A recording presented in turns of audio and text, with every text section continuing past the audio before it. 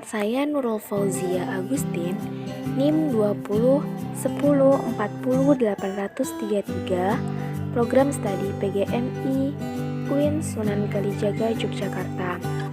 Di sini, saya akan menjelaskan atau mempresentasikan materi sholat dalam fikih MI.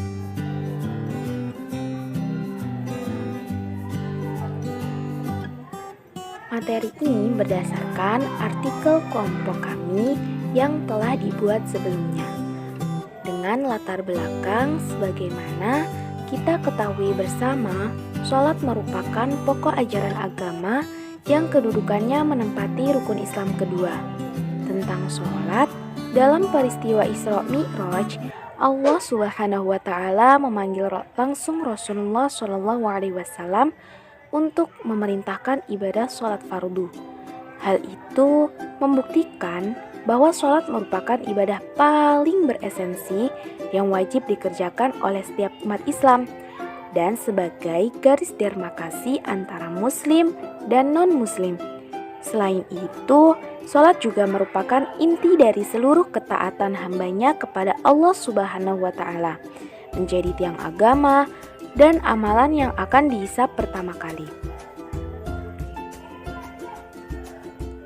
Lanjut, materi apa sih yang akan dibahas nantinya?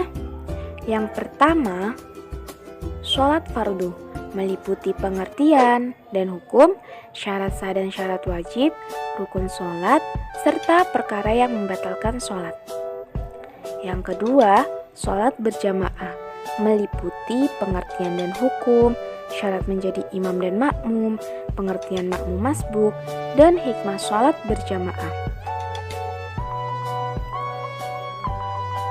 Yang pertama ada sholat fardu. Apa sih pengertian dan hukum sholat fardu? Sholat secara bahasa berarti doa. Adapun arti sholat secara istilah menurut ilmu syariah, sholat didefinisikan oleh para ulama sebagai serangkaian ucapan dan gerakan tertentu yang dimulai dengan takbir dan diakhiri dengan salam, dikerjakan dengan niat dan syarat-syarat tertentu. Sedangkan sholat fardu merupakan kewajiban yang diberikan Allah Subhanahu wa Ta'ala kepada Nabi Muhammad SAW melalui peristiwa Isra Mi'raj. Adapun hukum sholat fardu ialah wajib dilaksanakan bagi setiap orang yang beragama Islam. Sholat fardu sendiri terdiri dari 5 waktu yang dimulai dari sholat isya, subuh, zuhur, asar, dan maghrib. Lalu apa sih syarat wajib sholat fardu? Syarat wajib sholat merupakan syarat yang mewajibkan seseorang dalam melaksanakan sholat. Di antara syarat wajib sholat yaitu sebagai berikut. Yang pertama, beragama Islam, baik ia laki-laki maupun ia perempuan. Yang kedua, sudah baligh atau sudah dewasa. Yang ketiga, memiliki atau berakal sehat. Lalu, untuk syarat sah sholat fardu itu apa sih? Syarat sah sholat merupakan syarat mutlak bagi seseorang dalam melaksanakan sholat. Apabila salah satu dari syarat sah sholat tidak terpenuhi, maka sholatnya dianggap tidak sah atau batal. Di antara syarat sah sholat yaitu sebagai berikut. Yang pertama, suci dari hadas kecil dan hadas besar. Yang kedua, suci badan, pakaian, dan tempat sholat dari najis. Yang ketiga, menutup aurat. Yang keempat, mengetahui masuknya waktu sholat. Dan yang terakhir, menghadap kiblat. Lalu, apa saja sih rukun sholat itu?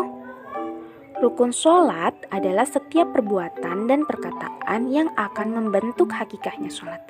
Apabila salah satu rukun ini ditinggalkan, sholat tersebut secara syar'i tidak dianggap alias tidak sah dan tidak bisa digantikan dengan sujud syahwi. Adapun rukun sholat ada 13, di antaranya yaitu 1. Berdiri bagi yang mampu. 2. Niat yang dibarengi dengan takbiratul ihram. 3. Takbiratul ihram. 4. Membaca surah Al-Fatihah di setiap rakaat sholat. 5. Ruku dan tumakninah. 6. Iktidal setelah ruku dan tumakninah. 7. Sujud 2 kali dalam 1 rakaat dan tumakninah. Lanjutannya, yang ke-8 duduk di antara 2 sujud disertai tumakninah. 9. Tasyahud akhir dan duduk tasyahud. 10. Membaca tasyahud akhir. 11. Bersholawat kepada Nabi setelah mengucapkan tasyahud akhir. 12. Salam. Dan yang terakhir, berurutan atau tertib. Lalu apa saja sunah sholat itu? Yang pertama, mengangkat tangan ketika takbiratul ihram, hendak ruku dan ketika bangun dari ruku. Bersedekap dan meletakkan tangan kanan di atas tangan kiri. Yang ketiga, membaca doa iftitah. Yang keempat, membaca ta'awudz sebelum membaca Al-Fatihah. Yang kelima, mengeraskan dan merendahkan bacaan pada tempatnya. Yang keenam, membaca amin setelah selesai Al-Fatihah. 7. Membaca surat pendek setelah membaca Al-Fatihah pada rakaat ke-1 dan ke-2. Yang ke-8, membaca takbir ketika hendak ruku. Yang ke-9, membaca tasbih ketika hendak ruku. Yang ke-10, membaca sami Allahu liman hamidah ketika iktidal atau bangun dari ruku. Lalu, yang ke-11, membaca takbir ketika hendak sujud dan bangun dari sujud. Lalu yang ke-12, membaca tasbih ketika sujud. Yang ke-13, membaca doa ketika sujud di antara 2 sujud.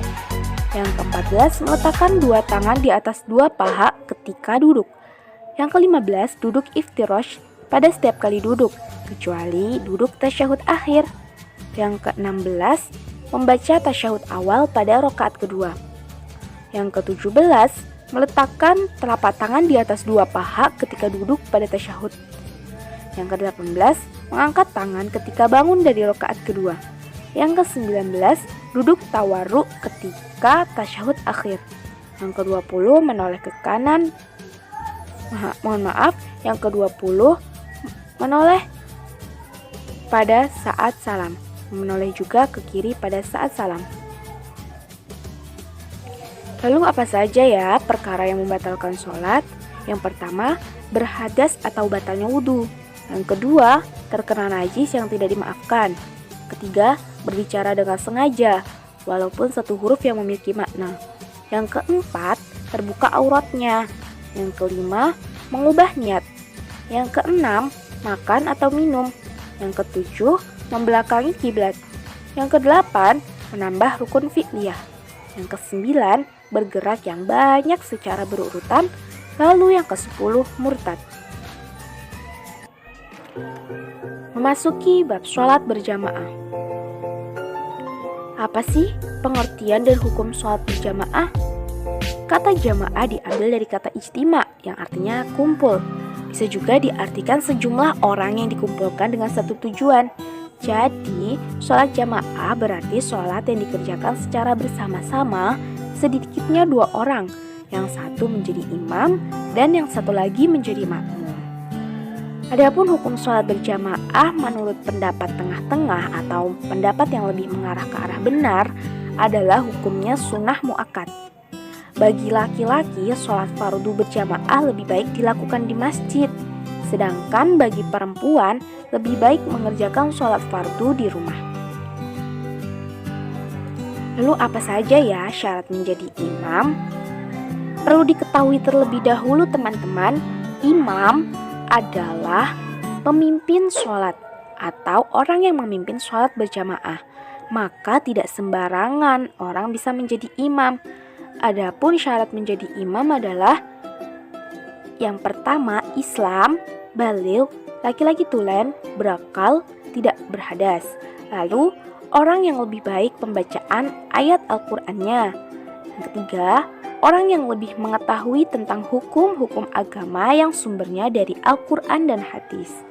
Yang keempat, jika terdapat 2 orang yang sama baiknya dalam pembacaan ayat Al-Quran dan sama-sama mengetahui hukum dalam Al-Quran dan hadis, maka yang dipilih adalah ia yang lebih tua. Lalu, Jika berkumpul pada suatu wilayah seseorang, maka yang berhak menjadi imam adalah orang yang mempunyai wilayah tersebut. Apabila si mukim dan si musafir berkumpul, maka yang berhak menjadi imam adalah si mukim. Begitu ya teman-teman. Lalu apa saja syarat menjadi makmum? Yang pertama, makmum hendaklah berniat mengikuti imam dalam segala perbuatannya terkait kaifiah sholat. Lalu yakin akan sahnya sholat bersama si imam. Yang ketiga, perempuan tidak boleh menjadi imam laki-laki. Lalu yang terakhir, mengetahui langsung aktivitas imam. Nah, pengertian makmum masbuk. Makmum masbuk adalah makmum yang telat kedatangannya. Maksudnya, ia mendapati imam pada saat berdiri sebelum ruku, tetapi makmum tersebut tidak dapat menemukan waktu yang cukup untuk menyelesaikan bacaan Al-Fatihahnya. Makmum yang demikian segera ruku mengikuti imam meskipun belum selesai dalam membaca surat Al-Fatihah. Makmum masbuk masih mendapatkan rakaatnya imam selama imam masih belum bangun dari rukuknya. Jika makmum menemukan imam sudah bangun dari rukuknya, makmum juga segera niat, kemudian takbiratul ihram dan segera mengikuti imam.